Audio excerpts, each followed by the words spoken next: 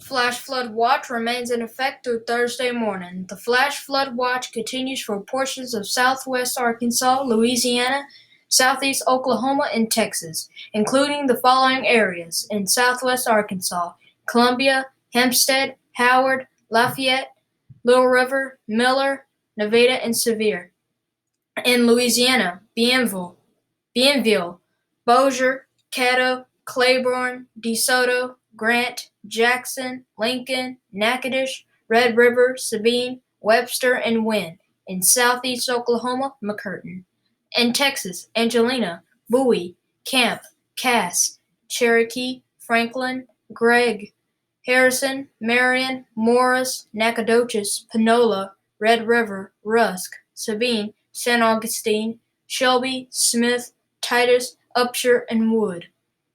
Through Thursday morning, additional rainfall totals of 2 to 5 inches, with isolated higher amounts in excess of 6 inches possible. Flooding may occur in urban and poor drainage areas. Heavy rainfall may also cause flooding of creeks, streams, and rivers. A flash flood watch means that conditions may develop that lead to flash flooding.